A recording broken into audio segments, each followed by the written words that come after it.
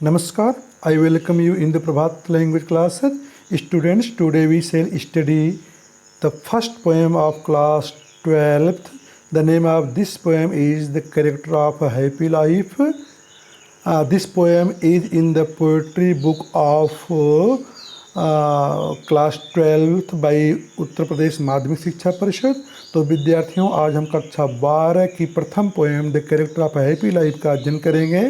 Poem से स्पष्ट है, नाम से स्पष्ट है, कैरेक्टर में चरित्र होता है, हैप्पी मीन्स खुशहाल, लाइफ जीवन, खुशहाल जीवन का चरित्र मीन्स हमारा चरित्र कैसा हो कि हमारा जीवन खुशहाल हो। चलिए हम ऐसे चरित्र के गुणों को जानने के लिए इस पोएम का अध्ययन करें।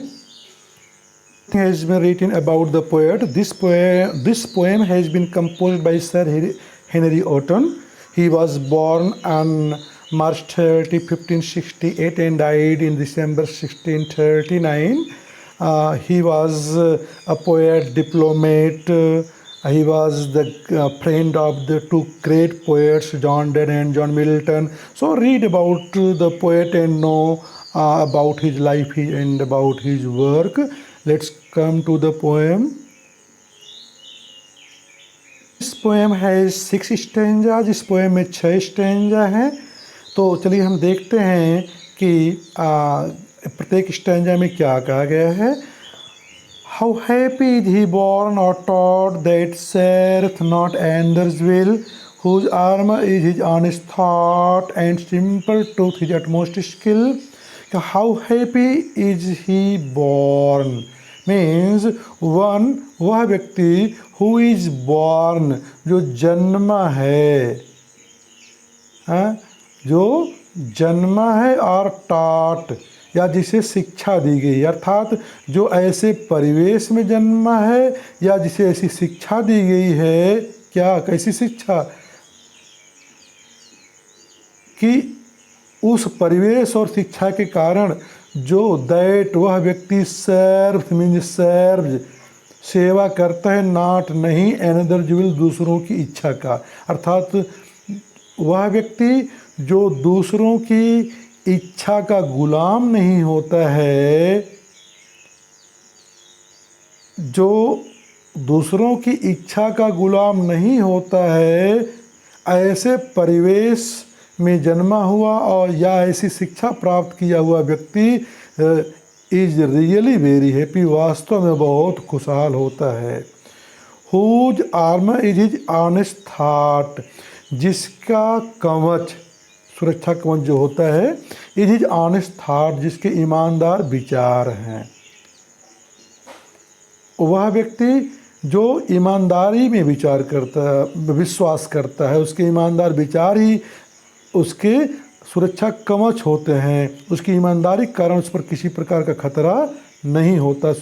उसकी ईमानदारी उसका आर्मर है, ऑनेस्टी जिसका आर्मर है।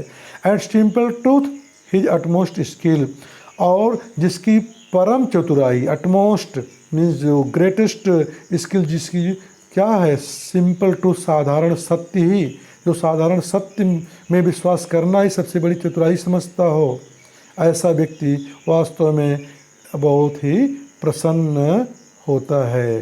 How happy is he, really is such a person is very happy.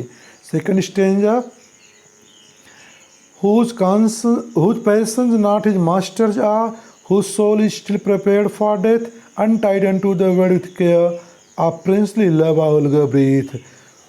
कह रहे हैं कि whose passions, जिसकी प्रबल इच्छाएं आर नहीं, आर होती हैं, नॉट हिज मास्टर, उसकी मालिक नहीं, अर्थात जिसकी वासनाएं उसकी मालिक नहीं होती हैं, बल्कि जो व्यक्ति अपनी वासनाओं का मालिक होता हो। Whose soul is still prepared, जिसकी आत्मा स्टिल यहाँ हमेशा प्रिपेयर्ड तैयार रहती है, फॉर डेथ मृत्यु के लिए, जो मृत्यु से भयभीत न होता हो। Untied unto the world, untied unto the world, जो व्यक्ति इस दुनिया से अनटाइड रहता है, अर्थात मुक्त रहता है, बंधा नहीं होता है।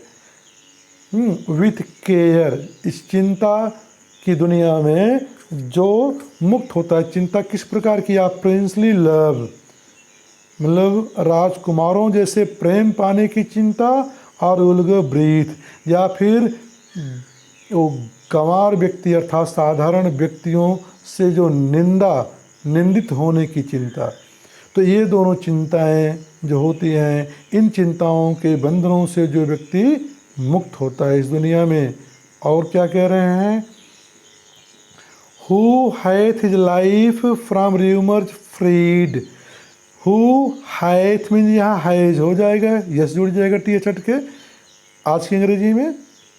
Who hath his life freed, करें हु हैथ फ्रीड, जिसने मुक्त कर लिया हो किसको?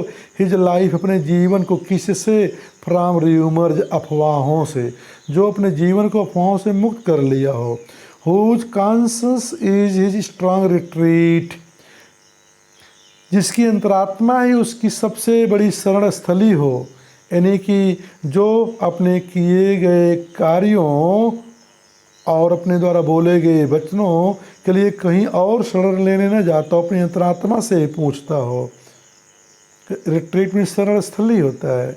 हुज स्टेट के नाइदर फ्लेटरर्स फीड, जिसका राज्य कैन नाइदर, ना तो हो सकता है क्या? फ्लेटरर्स फीड, चापलूसों का भोजन, नॉर रुइन मेक ऑप्रेसर्स ग्रेट, और न ही ग्रेट ऑप्रेसर्स, बड़े बड़े ऑप्रेसर्स आक्रमणकारी उसको न तो मेक रुइन, उसको नष्ट कर सकें, बर्बाद कर सकें। देखिए, राज्य को दो ढंग से खतरे होते हैं। एक तो राज्य के अंदर रह रहे चापलूसों से, उनकी चापलूसों का भोजन क्या होता है? उनका भोजन होता है चापलूसी करना, उससे राज्य बर्बाद होता है, नष्ट होता है, रुइन होता है। या फिर ग्रेट ऑप्रेसर से राज्य नष्ट होता है। तो कह रहे हैं वह व्यक्ति जिसका राज्य अर्थात जिसकी अवस्था पर न तो चापलूसों का कोई प्रभाव पड़े और न ही ग्रेट ऑप्रेसर, बड़े बड़े आक्रमणकारियों का, दमनकारियों का ही। अगले स्टेंजा में पोइट कहता है कि Who envies none whom chance doth raise, now wise who never understood how deepest owns are given praise, now rules of state but rules of good। करें who envies none, जो किसी से भी ईर्ष्या न करता हो। करें whom chance doth raise, जिसे भाग्य ने उठा दिया हो, जो भाग्य बस बड़ा बन गया हो, और न ही उससे ईर्ष्या करता हो। नार वाइस, और जो दोषों से दुर्गुणों में लिप्त होकर बड़ा हो, जो उससे भी ईर्ष्या न करता हो। हु नेवर अंडरस्टूड, जो कभी न समझा हो। How deepest wounds are given, कि कैसे गहरे, सबसे गहरे घाव दिए जाते हैं। सबसे गहरा घाव क्या है? विश्वासघात। कैसे दिया जाता है? आर गिवन प्रेज, प्रशंसा करके। कि प्रशंसा करके सबसे गहरा घाव कैसे दिया जाता है? जो इसको कभी न समझा हो, तब समझा क्या हो? ना रूल्स ऑफ स्टेट, न ही राज्य के नियम को समझा हो, बट रूल्स ऑफ गुड, बल्कि वो अच्छाई के नियम को समझा हो। और क्या कह रहे हैं? कह रहे हैं कि हु, अगले स्टेंजा में, who God doth late in early pray, more of his grace than gifts to lend, who entertains the harmless day with a well-chosen book of friend, who God doth means who does, जो करता हो क्या? Pray, प्रार्थना किसकी? God, ईश्वर की। कब? Late and early, देर सवेर। जो ईश्वर की देर सवेर प्रार्थना करता हो, किस हेतु? For more of his grace, grace means अनुकंपा होता है, कृपा होता है, उसकी कृपा हेतु, ज़्यादातर उसकी कृपा हेतु प्रार्थना करता हो। देन गिफ्ट्स टू लैंड, अपेक्षाकृत उपहार पाने का, कि गॉड उसे गिफ्ट लैंड करे, इसकी अपेक्षा गॉड का ग्रेस, कृपा उस पर बनी रहे, इसके लिए जो प्रार्थना करता हो। हु इंटरटेन्स, जो आनंद लेता है, द हार्मलेस डे, नुकसान विहीन दिन का। किसके साथ? With well chosen book of friend, एक अच्छे ढंग से चुनी गई पुस्तक के साथ या फिर मित्र के साथ, जो अपने नुकसान विहीन दिन का आनंद लेता है। ऐसी चीज़ें जिनके अंदर हो, पोएट कहता है कि this man is free from survival band, ऐसा व्यक्ति सर्वाइवल बैंड दास्ता रूपी बंधन से क्या होता है, फ्री होता है, मुक्त होता है।